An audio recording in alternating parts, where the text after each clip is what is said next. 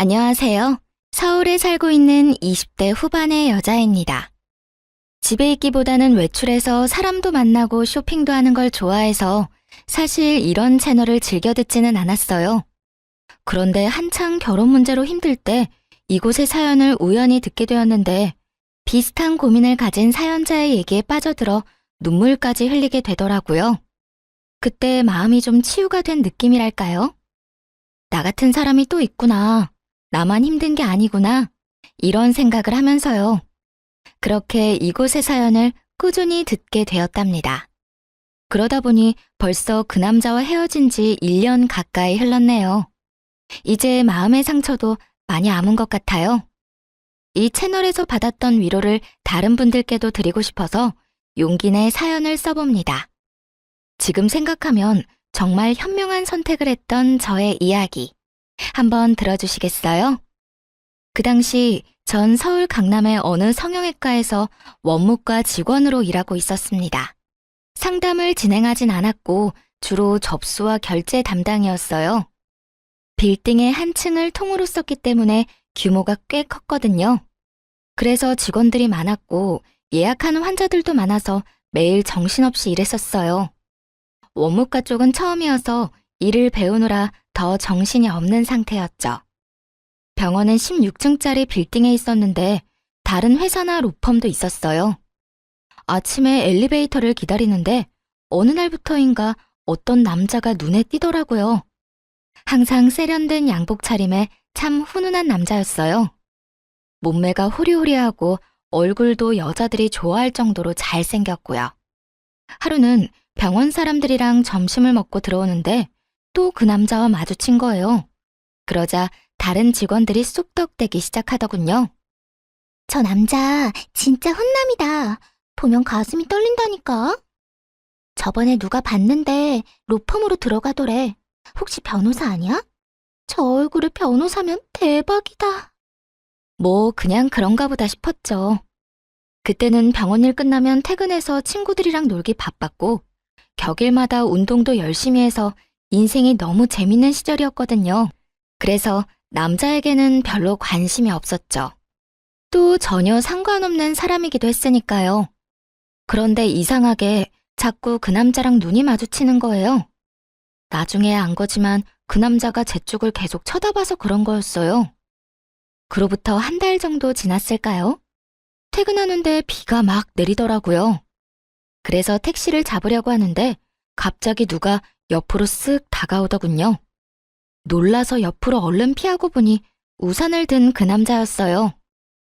혹시 버스 타시면 같이 정류장까지 가실래요? 전 버스 타러 가거든요. 네? 아니요. 전 여기서 그냥 택시 타려고요. 지금 막히는 시간이라 택시 타면 요금 엄청 나올 텐데. 어디까지 가시는데요? 집이 그렇게 멀지 않아서 괜찮아요. 배려해 주셔서 감사합니다. 마침 택시가 와서 얼른 잡아 탔어요. 힐끗 뒤를 보니 남겨진 남자가 택시를 멀거니 보고 있더라고요. 그런데 그 이후로 저를 만나면 먼저 인사를 건네기 시작하는 거예요. 다른 직원들이 그 모습을 보고 난리가 났죠. 남자는 혼자 점점 친한 척을 하더니만 같이 저녁을 먹자더군요. 사실 그렇게 싫지는 않아서 함께 식사까지 하게 되었어요. 전 12층 로펌에서 일해요. 변호사 5년 차고요. 다른 거 하다가 다시 로스쿨 들어가서 공부하고 지금까지 일만 했어요. 그래서 그런가 여자친구 없이 지낸 지 엄청 오래됐네요. 아, 네. 근데 왜 그런 말을 하세요? 혹시 저한테 관심 있어요? 네. 몇 달 전부터 언제 말을 걸어야 하나 타이밍 보고 있었는데 몰랐어요. 이런 말 부끄럽지만 완전 제 스타일이거든요. 잘생긴 남자가 호감이 있다는데 싫은 여자는 없을 거예요. 하지만 처음에는 많이 망설였어요. 제가 좀 화려하게 생긴 스타일이라서 특히 남자들이 오해를 많이 하거든요. 남자친구가 많을 것 같다는 둥, 매일 나가 놀 것 같다는 둥. 그래서 그런지 어릴 때부터 사람을 사귈 때 경계를 많이 했어요. 그래도 남자친구가 조심스럽게 다가와준 덕분에 결국 마음의 문을 열고 사귀게 되었답니다. 사실 오래 사귈 거라고 생각은 안 했는데 진중하고 배려심 깊은 사람이더라고요. 늘 따뜻하게 대해주는 모습에 반해 그렇게 1년을 만나게 되었어요. 중간에 병원 일을 관두고 싶었던 순간도 많았는데 남자친구를 매일 볼 수 있는 직장이어서 그나마 참고 다니기도 했고요. 아직 어렸기 때문에 결혼은 전혀 생각하지도 않았는데 30대인 남자친구는 결혼 이야기를 자주 꺼내더라고요. 둘이 함께하는 미래에 대해서 자연스럽게 말하기도 하고요. 그래서 이렇게 사귀다가 이 남자랑 결혼하게 되는 건가 싶었죠. 근데 자기는 왜 매일같이 결혼 얘기를 해? 정작 나한테 프로포즈는 안 하면서. 자기도 결혼 생각하고 있어? 난 자기가 어리니까 기다리고 있었지. 사실 빨리 결혼해서 얼른 둘이 살고 싶어. 결혼이 무슨 소꿉장난도 아니고 준비할 게 많잖아. 부모님도 배워야 하고 서로 재산도 좀 맞춰보고 예산도 세워야 하고. 우리 예술이 모은 돈 좀 있나 봐. 난 내가 다 해야 하나 걱정하고 있었는데. 아무래도 자기 월급이 그렇게 많진 않을 거 아니야. 자기가 변호사긴 하지만 그렇게 많이는 못 벌지. 요즘 변호사들이 워낙 많으니까. 사실 그렇지. 예전처럼 많이 벌지는 못해. 그래도 너 하나는 내가 책임질 수 있어. 그렇게 말하는 남자친구를 보니 귀엽기도 하고 애틋하기도 하더라고요. 그래서 저도 자연스럽게 결혼에 대해 긍정적으로 생각하게 됐어요. 그 사이 남자친구한테 로맨틱한 프로포즈를 받아 승낙도 했고요. 앞으로 사랑하는 남자와 결혼해서 꽃길만 걸을 거라는 설렘으로 가득 차 있었죠. 지금 생각하면 참 어린애 같았지만요. 그러던 어느 날 남자친구가 심각하게 자기 집 얘기를 꺼내는 거예요. 나는 사실 엄마랑 둘이 살고 있어. 아버지가 나 대학생 때 갑자기 병으로 돌아가셔서 엄마가 우울증에 걸리셨거든. 로스쿨 다니느라 집도 팔아서 더 작은 집으로 이사 갔고, 그나마 내가 변호사가 돼서 다행이지. 우리 엄마 그거 하나 보고 사셔. 그러셨구나. 난 그냥 평범한 집에서 자랐어. 자기한테 그런 아픔이 있는 줄 몰랐네. 그래도 이렇게 변호사까지 되고 대단한 거야, 정말. 저기, 내가 엄마한테 자기에 대해 말씀드려봤거든? 여자친구 있다고.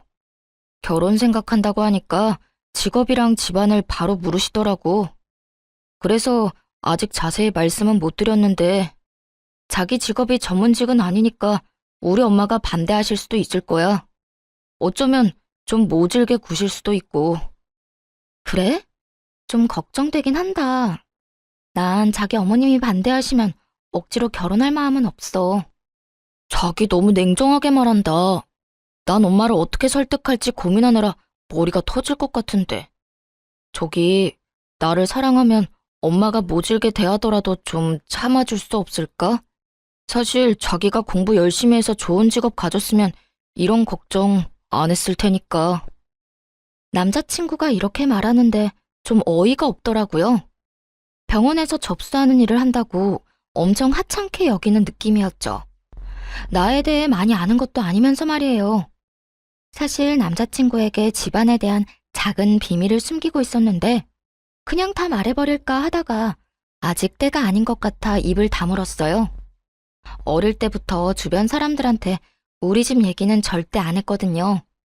친구들한테도 그냥 평범하게 산다고만 하고 이러쿵저러쿵 말한 적도 없어요. 남들한테 쓸데없는 말 하지 말라고 부모님이 항상 신신당부하셔서 그렇게 됐죠. 일단은 말을 아끼고 다시 만남을 이어가던 어느 날이었어요. 먼저 퇴근하고 건물 입구 앞에서 남자친구를 기다렸죠. 때마침 남자친구가 나오길래 인사하는데 어떤 중년 여자가 툭 치고 가는 거예요. 게다가 남자친구 이름을 크게 부르면서요. 한눈에 봐도 남자친구 엄마라는 걸 알 수 있었어요. 남자친구도 놀랐는지 제 쪽을 휙 쳐다보더라고요. 엄마, 여기까지 웬일이에요? 언제 끝날 줄 알고요. 전화를 미리 하시죠.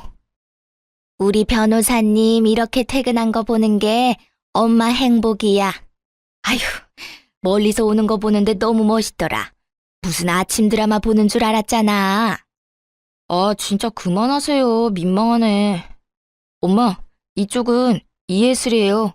내 여자친구. 이렇게 갑자기 만나서 좀 그렇다. 정식으로 날 잡아서 만나야 하는데. 응? 그러게. 그건 그렇고, 여기까지 왔는데 엄마랑 같이 집으로 가줄 거지?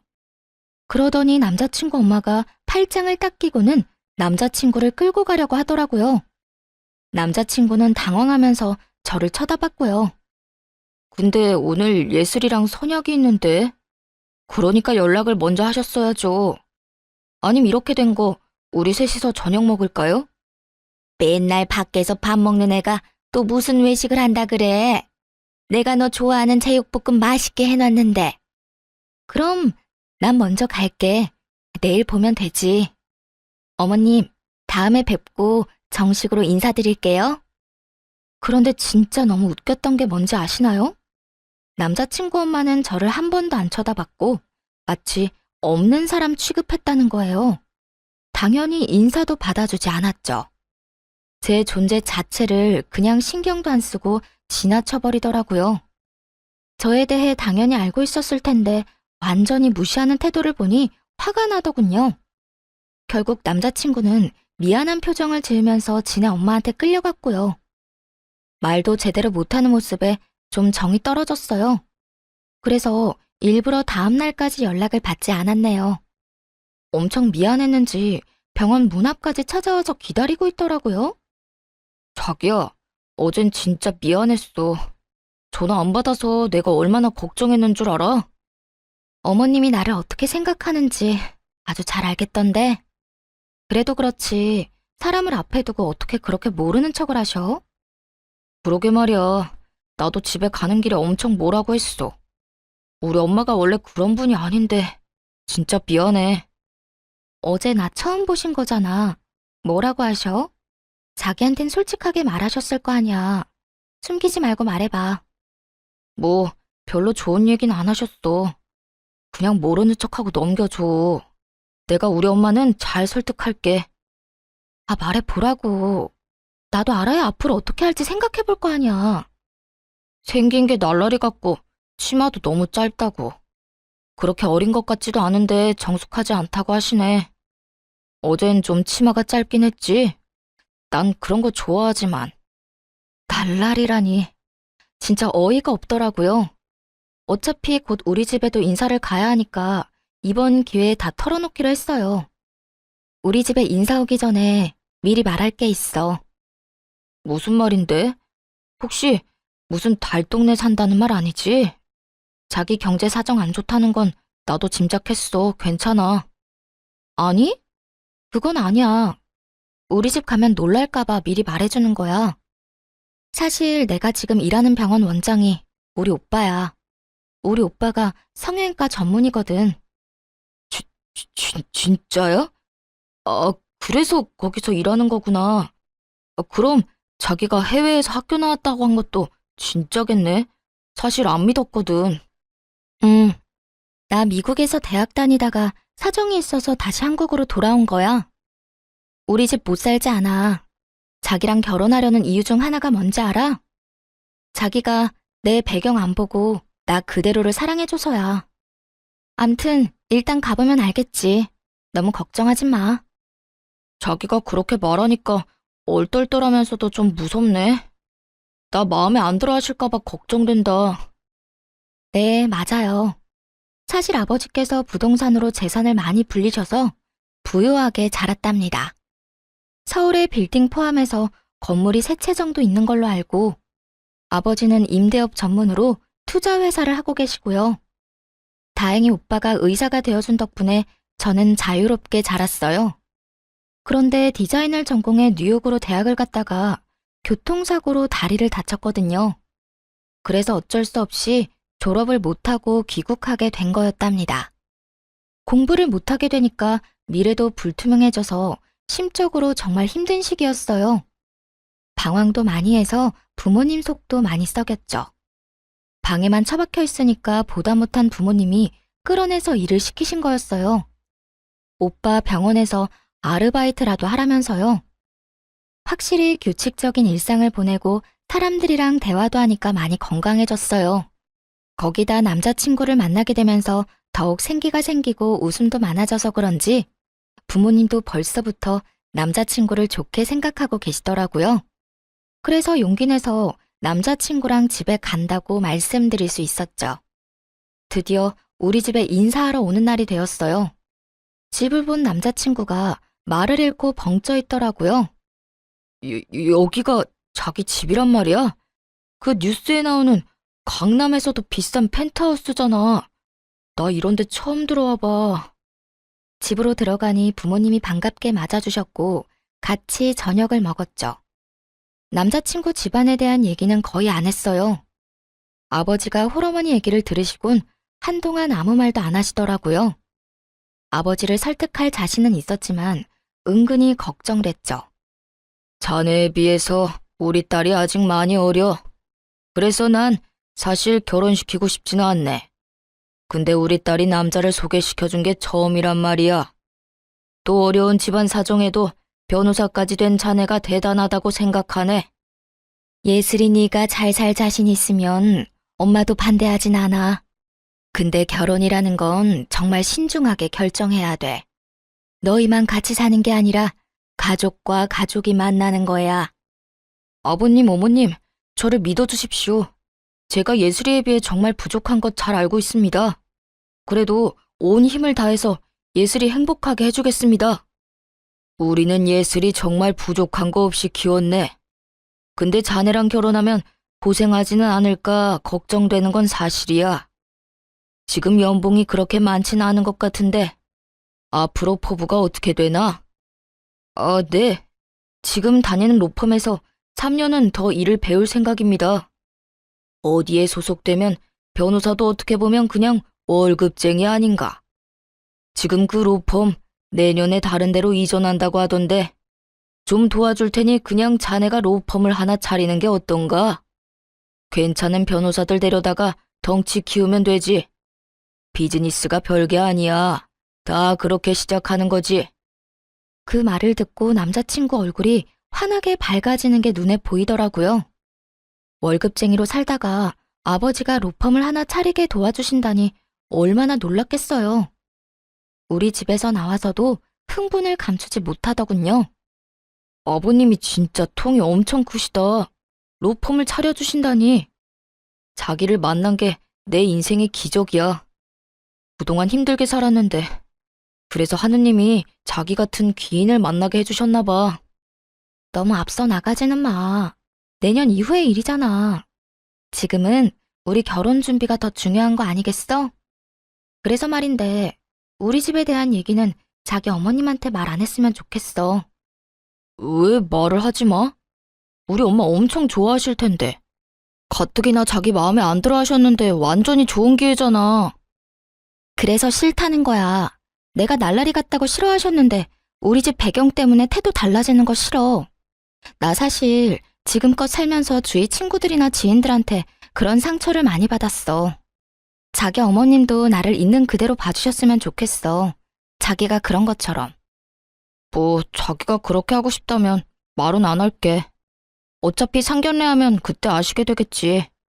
그때까진 비밀로 할 테니까 우리 엄마랑 친해지는 노력 같이 해보자. 그렇게 몇 주일이 지났습니다. 그런데 어느 날 모르는 번호로 전화가 끊임없이 오더라고요. 전화를 받았더니 글쎄 남자친구 엄마였지 뭐예요. 내가 지금 집 주소 보낼 테니까 오늘 저녁에 집으로 좀 와라. 우리 형민이한테는 말하지 말고. 네? 오늘 저녁에요? 너무 갑작스러운데 주말에 오빠랑 같이 찾아뵈면 안 될까요? 아니 내가 오라면 오는 거지 뭔 말이 많아. 안 오면 네 손해니까 알아서 해. 다짜고짜 그렇게 차갑게 말하고는 끊어버리시더라고요. 그리고 바로 집 주소가 문자로 도착했어요. 정말 가야 하나 고민을 많이 했어요.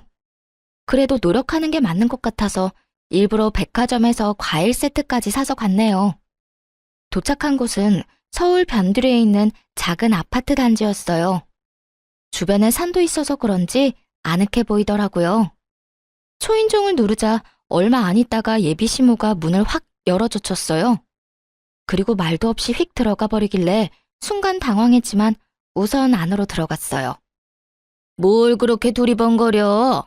설마 서울 아파트 처음 보는 건 아니지? 내가 관심이 없어서 형민이한테 물어보지도 않았는데 넌 어느 동네 사니? 혹시 어디 달 동네 사는 건 아니지? 어머님, 저번부터 말씀드리려고 했는데 말씀이 좀 지나치신 것 같아요. 저를 마음에 안 들어 하시는 건 알겠는데 그래도 좀 예의를 갖춰주세요. 뭐라고? 어디 어린 게 어른 앞에서 눈 똑바로 뜨고 예의 타령이야? 넌 지금 예의가 있어? 하긴 가정교육이 중요한 건데 뭐 그런 환경에서 자랐으니 내가 기대를 하면 안 되지. 도대체 사람을 어떻게 생각하고 있는 건지 예비 시모의 태도에 기가 막히더라고요. 그래도 꾹 참고 과일 바구니를 내밀었는데 예비 시모가 혀를 쯧쯧 찼답니다. 너 병원 접수원이라고 하던데 돈이 썩어 나니? 이게 얼마나 비싼데 이렇게 척척 싸와? 이런 것만 봐도 네 머리가 얼마나 텅텅 비었는지 알겠다. 어머님께서 과일 좋아하신다고 해서 일부러 멀리까지 가서 사온 거예요.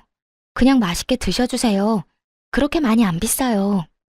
아이고, 이게 안 비싸다고? 네 수입이 뻔한데 낭비가 너무 심한 거 아니니? 데이트할 때 우리 아들 돈 다 털어먹는 거 아니야? 힘들게 돈 벌어서 뭔 짓인지. 저 오빠랑 데이트 비용 반반씩 내거든요. 마음에 안 드신다고 해도 왜 그렇게 절 대하시는지 잘 모르겠네요. 저는 그냥 어머님이랑 친해지고 싶어서 온 거예요.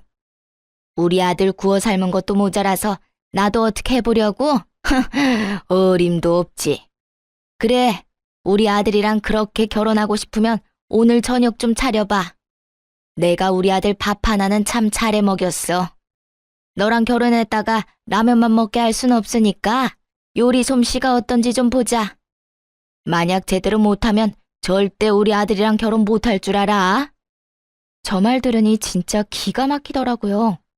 저요, 여태껏 밥 한 번 안 하고 자랐어요.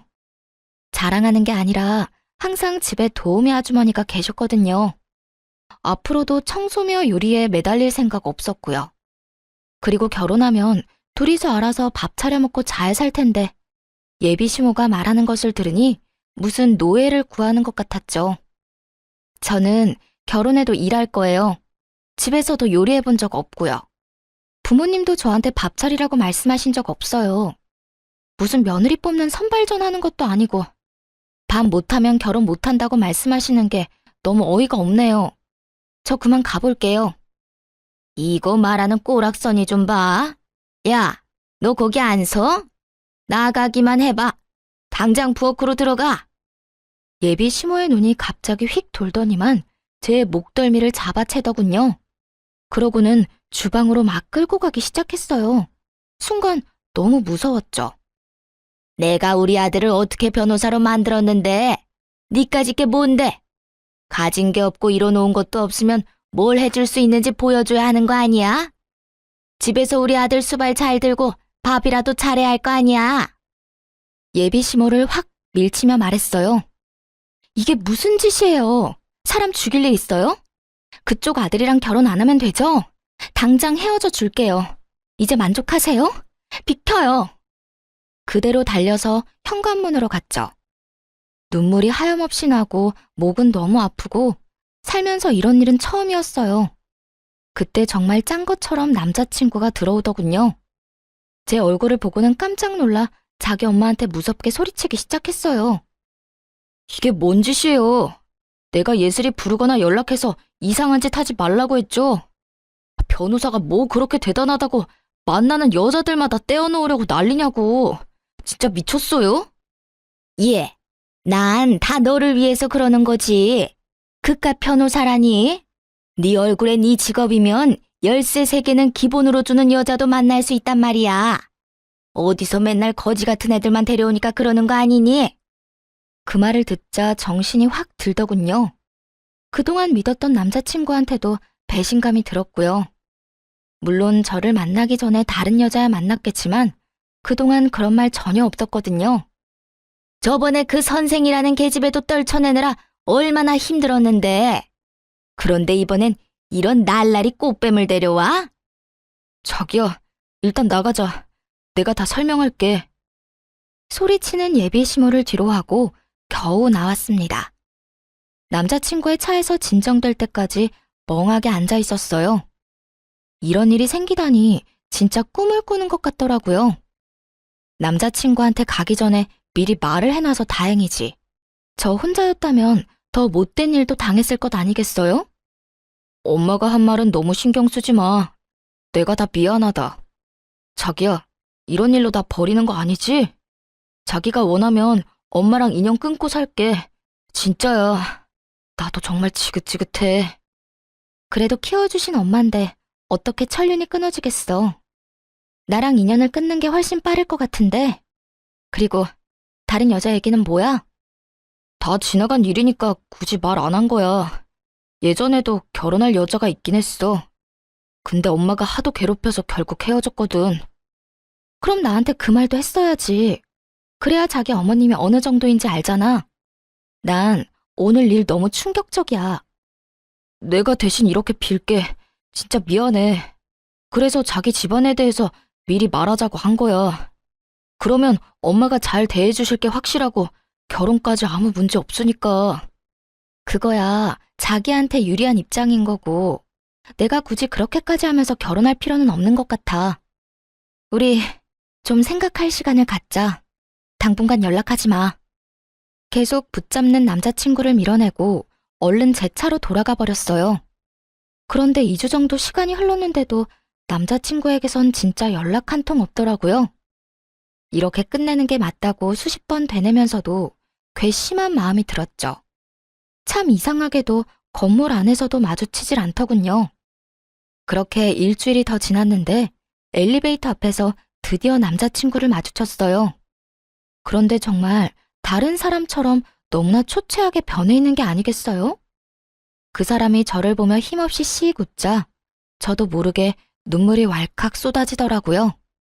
결국 그날 저녁에 만나서 얘기를 하게 됐죠. 나 2주 동안 병가 내고 사무실 못 나갔어. 자기랑 못 만나니까 진짜 지옥 같더라고. 병가를 다 써서 결국 다시 출근하는데 이번에는 자기 마주칠까봐 너무 무섭고 어떻게 해야 될지도 모르겠고. 남자가 뭐 그렇게 용기가 없어? 그렇게 나랑 결혼하고 싶으면 어떻게든 잡든지 행동하는 걸 보여줘야지. 자기가 나한테 과분한 사람인 걸 아는데 염치 없이 어떻게 그래? 그런 수모를 겪게 하면서까지 잡을 수는 없지. 그 순간에 진짜 이 남자를 사랑한다는 걸 느꼈던 것 같아요. 지금 생각하면 참 바보 같지만요. 어쨌든 사람 마음이 그렇게 무 자르듯이 잘리는 게 아니니까요. 사실 자기한테 말을 안 했는데 우리 엄마 때문에 너무 힘들었거든. 여기 빌딩 앞에서 자기 처음 봤던 날에 엄마가 무슨 짓을 했는 줄 알아? 당장 헤어지라고 난리치면서 수면제 털어먹는 신용까지 했어. 진짜야? 자기 어머님 진짜 대단하다. 아들 인생인데 도대체 왜 그렇게 집착하시는 거야? 아, 참 웃긴 게 뭔지 알아? 그게 처음도 아니라는 거야. 전에는 응급실 가서 쉬하고 난리도 아니었어. 근데 의사가 나한테 조용히 그러더라. 수면제가 아니라 비타민이었다고. 그래서 이젠 어머니가 그런 쇼를 해도 아무렇지도 않더라고. 사실 약이 아니라 비타민인 거 다 아니까. 미안하지만 그 말을 들으니까 난 더 이 결혼에 자신이 없어졌어. 어떻게 평생 자기 어머님을 견디면서 살겠어? 나랑 결혼하고 싶으면 자기가 확실히 해줘. 우리 집 얘기 안 하고 결혼 승낙 받아내. 그리고 절대 우리 결혼 생활에 터치 안 하시겠다고 확답 받아줘. 억지스러워 보여도 그게 내 조건이야. 그게 안 되면 앞으로 나한테 더한 요구도 할 뿐인 것 같아. 그러자 남자친구가 갑자기 무릎을 꿇더니 펑펑 울기 시작하더라고요. 내 평생 자기만큼 사랑한 여자는 없어. 자기를 지키기 위해서라면 뭐든지 할 거야.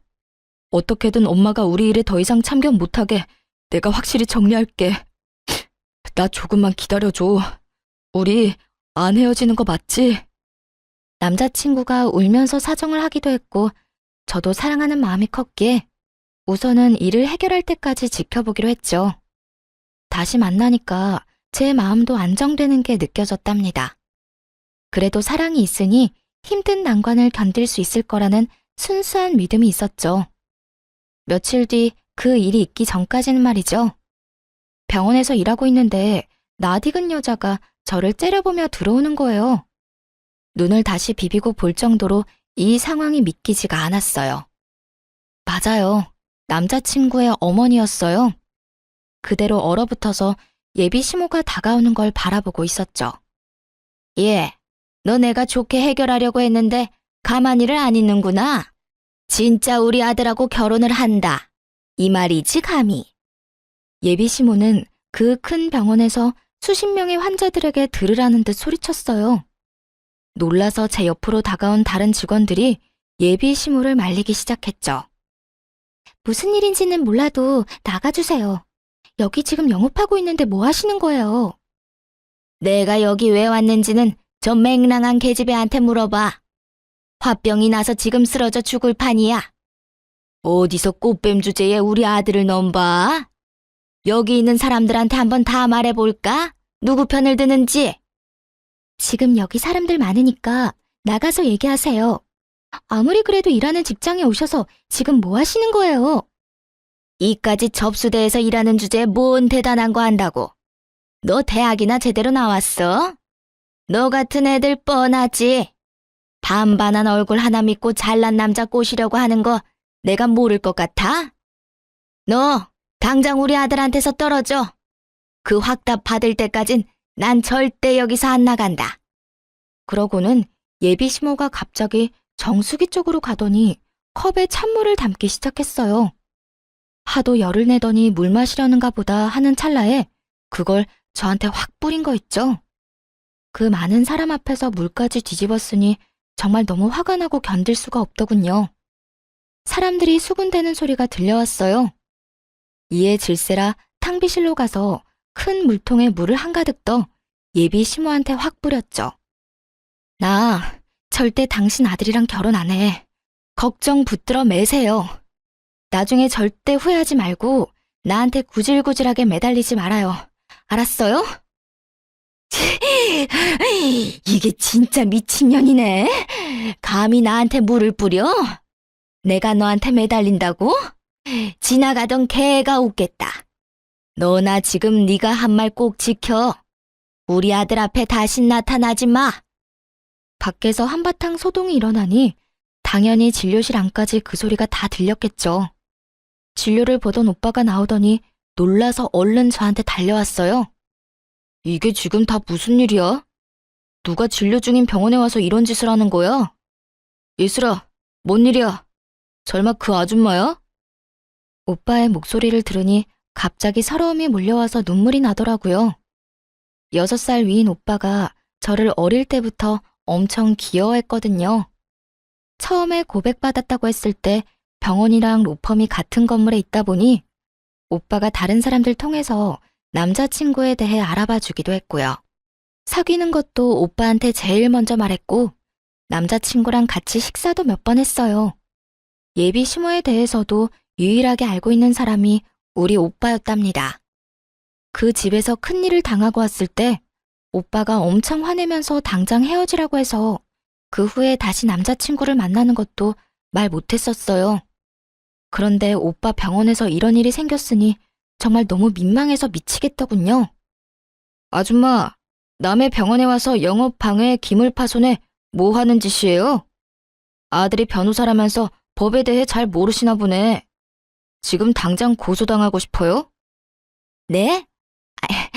아니, 그게 아니고 여기서 일하는 직원이 꽃뱀이라고요. 그거 알고 있어요? 얘 당장 잘라요. 병원 이미지 나빠진다고. 뭔 말도 안 되는 소리를 하고 있어요. 그쪽이 여기서 물 뿌리고 난리쳐서 고소할 거라는데 우리 예슬이한테 한 짓도 명예훼손 처리할 거니까 당신 아들한테 잘해보라고 해요. 아니, 우리 아들 얘기가 왜 나와요? 그리고 우리 아들이 변호사인 건 의사 선생님이 어떻게 알아요? 아줌마, 얘가 내 하나밖에 없는 동생이에요. 알았어요? 그쪽 아들도 내가 몇 번 만났고 아줌마가 한 폐악질도 다 들어서 알고 있다고. 아주 간신히 참고 있는데 사람 열받게 하시네. 당장 여기서 안 나가요? 아이, 말도 안 돼. 얘가 친동생이라고요? 그럼 왜 말을 미리 안 했어? 오빠가 의사면 집에 돈 좀 있을 거 아니야? 미리 말했으면 내가 이렇게까진 안 했지. 그쪽이 이렇게 나올까봐 말 안 한 거예요. 아줌마, 내가 아까 말했죠? 나한테 매달리거나 후회하지 말라고. 그리고 하나 더 말해줄까요? 이 빌딩 우리 아빠 거예요. 너네 아버지 빌딩이라고? 아니, 그게 진짜야? 그럴 리가 없는데. 너 우리 아들이랑 결혼하려고 지금 의사 가운 입힌 사기꾼 앞세워서 쇼하는 거지? 생각하는 거 하고는. 아줌마, 아침 드라마 작작 봐요. 정확히 말해주면 이 빌딩 이제 우리 예슬이 거예요. 얼마 전에 증여해 주셨거든. 부모님이랑 내가 얼마나 애지중지하는데 아줌마가 뭔데 내 동생한테 몹쓸 짓을 해? 아, 진짜 안 되겠다. 너 오빠한테는 헤어졌다고 했잖아. 오빠가 한숨 쉬며 어디론가 전화를 걸었어요. 상대가 누구인지는 안 봐도 바로 알 수 있었죠. 5분도 안 돼서 사색이 된 남자친구가 뛰어왔는지 숨을 몰아쉬며 들어왔거든요. 남자친구는 자기 엄마 모습을 보고는 울상을 지었어요.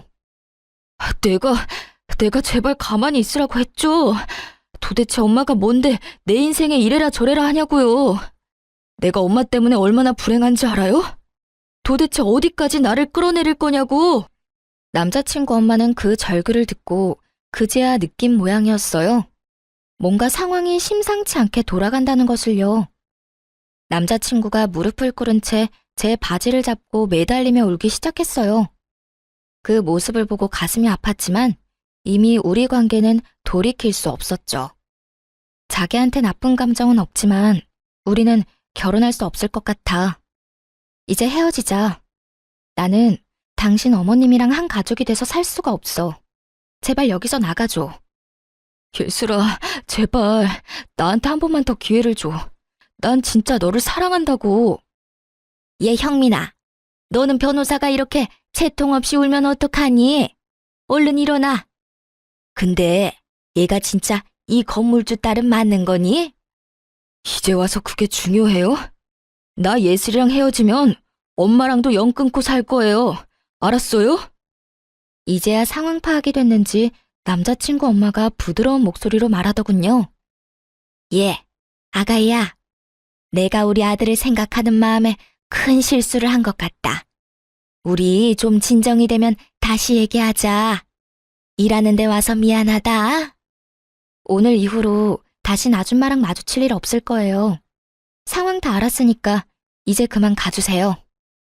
지금 안 나가면 진짜 경찰 부릅니다. 강 과장님, 빨리 처리 좀 부탁드릴게요. 얼른 정리하고 정상 진료합시다. 원무과 과장님이 남자친구와 남자친구 엄마를 억지로 끌고 병원 밖으로 나갔어요. 오빠랑 직원들한테 이 일을 어떻게 설명해야 하나 정신이 아찔한데 문 밖에서 남자친구 엄마의 목소리만 또렷이 들려오더군요. 원무과 과장님한테 글쎄 뭐라고 했는지 아시나요? 근데 진짜 제가 이 건물주 딸 맞아요? 저 의사 동생이 맞고요? 저 의사가 여기 원장 맞아요? 예, 불러 들어온 복을 아주 뻥 차셨네요. 그 말을 들은 남자친구 엄마가 벙찐 채 이쪽을 바라보는데 얼굴이 점점 흑색으로 변하는 게 보이더라고요. 눈도 마주치기 싫어서 얼른 탕비실로 들어가 버렸어요. 30분쯤 지나고 오빠가 집으로 그만 가라고 해서 그 길로 퇴근했답니다. 그 이후로 남자친구 연락도 그냥 차단해버렸어요. 괜히 연락하고 변명을 들으면 미련 때문에 나쁜 선택을 할 것 같아서요. 오빠가 핸드폰 검사까지 하면서 완전히 뜯어말리기도 했고요. 한동안 남자친구 엄마가 다시 찾아올까봐 병원에 가지 않았는데 오빠도 아예 그만 일하는 게 좋겠다고 하더라고요. 그래서 짐도 챙겨오고 직원들에게 사과도 할 겸 마지막으로 병원에 갔죠. 그런데 어쩐지 쎄하더라니. 빌딩 앞에서 남자친구 엄마랑 딱 마주쳤지 뭐예요. 저를 발견하자마자 막 달려오더군요. 진짜 무슨 공포영화처럼 너무 무서워서 뒷걸음질까지 쳤네요. 그러더니 무턱대고 앞에서 무릎을 꿇었어요. 잠을 한숨도 못 잔 것처럼 머리는 엉망이고 옷도 엉망이고 말이죠. 아가야, 제발 나 좀 한 번만 봐주렴. 정말 미안하다. 우리 아들 한 번만 받아주면 내가 앞으로 네 앞에서 납작 엎드려서 살게. 응? 내가 우리 아들 일이라면 앞뒤 안 가리는 경향이 좀 있어. 잠깐 미쳤었나 봐, 아가야. 다 끝난 마당에 소름 끼치게 무슨 아가? 난 아줌마 얼굴 보는 것만으로도 끔찍해요. 내가 말하지 않았어요? 그쪽 아들이랑 다신 안 만날 거고 결혼도 안 할 거니까 나 찾아오지 말라고요. 그날 이후로 형민이가 짐 싸서 나가버렸어. 나한테 전화 한 통도 없고 그래서 잠도 못 자고 너한테 용서를 빌려고 매일 여기서 너만 기다렸단다, 아가야. 그 말이 더 소름 끼치네요. 나 다신 여기 안 올 거니까 앞으로 찾아오지 마요. 그리고 이제 다 끝난 사이지만 당신 아들은 당신 소유물이 아니에요. 아들 인생 망치지 말고 적당히 해요. 계속 따라오며 미안하다고 오는 그 여자를 떼어내느라 진짜 곤혹스러웠어요. 결국 빌딩 경비원분들한테 부탁해서야 겨우 쫓아버릴 수 있었죠. 그렇게 그 아줌마의 악연은 다행히 끝낼 수가 있었어요. 전 남자친구와는 그 후 3개월 뒤에 한 번 만난 걸로 인연을 마무리했고요. 지금도 그 사람을 생각하면 마음 한편이 아려요. 차라리 절대 못 헤어진다고 악이라도 썼다면 정이 더 떨어졌을 텐데 그 사람은 제가 연락할 때까지 한 번도 연락하지 않더라고요. 오빠를 통해 그 사람이 로펌을 그만뒀다는 사실을 알게 됐지만 연락하진 않았어요. 그런데 어느 날 그 사람에게서 메시지가 왔더군요. 물론 바보 같은 건 알지만 그래도 한 번 만나서 마무리를 짓고 싶더라고요. 자주 가던 공원에서 만나서 어색하게 얘기를 이어나갔죠. 우리 엄마가 병원 앞에서 매일 너 기다렸단 소리 들었어. 정말 미안해. 내가 알아서 해결했어야 했는데. 우리 엄마 아직도 나한테 별 미친 소리를 매일같이 하고 있어. 너 잡으라고 돈 많은 며느리 놓쳐서 평생 제정신으로 못 살겠다고. 나도 병원 오래 안 나갔다가 딱 한 번 갔어. 매일 기다리고 있는 줄은 몰랐지 뭐. 이제 다 끝난 일이야. 예슬아, 너무 미안해서 차마 돌아오라는 말은 하지 못하겠어. 근데 진짜 내 욕심으로 한 번만 다시 잡고 싶다. 나 엄마 집에서 나와서 혼자 살고 있어. 평생 엄마 안 보고 산다고 해도 나한텐 기회가 없을까? 나도 오빠한테 나쁜 감정은 없어. 그래서 더 힘들어. 부모님한테 제대로 말도 못하고 그냥 헤어졌다고만 했지만 나도 진짜 힘들다고. 근데 나는 오빠 어머님 얼굴을 다신 볼 자신이 없어. 영 끊겠다고 하지만 오빠랑 있는 동안은 어찌됐든 소식을 듣게 될 거잖아. 난 오빠보다 내 인생이 더 중요해. 그래, 잘 알고 있어.